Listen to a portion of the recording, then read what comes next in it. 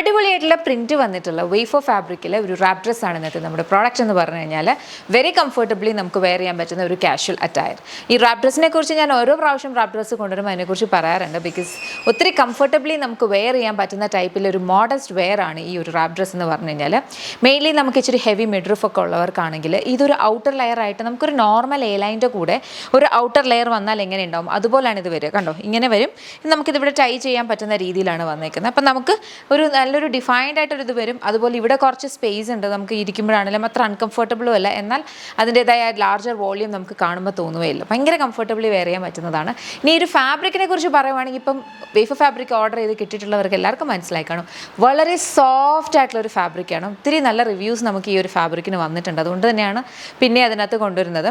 വളരെ ലൈറ്റ് ആയിട്ടുള്ള മെറ്റീരിയലാണ്, സോഫ്റ്റ്, ഭയങ്കര സോഫ്റ്റ് ആയിട്ട് വരുന്ന മെറ്റീരിയലാണ്. അതുകൊണ്ട് തന്നെയാണ് അതിന് ആ ഒരു വേഫർ എന്ന് പറഞ്ഞാൽ, വേഫർ എന്ന് പറഞ്ഞാൽ തിന്നായിട്ട് വരുന്നതാണല്ലോ, ആ ഒരു ഇത് പറഞ്ഞേക്കുന്നത്.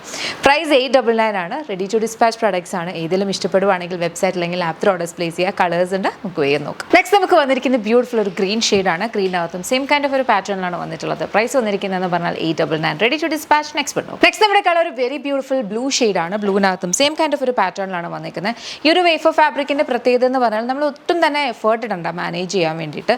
ബിക്കോസ് ഭയങ്കര ഈസി ഗോയിങ് ആണ്, നമുക്ക് അയൺ ചെയ്യണം എന്നില്ല.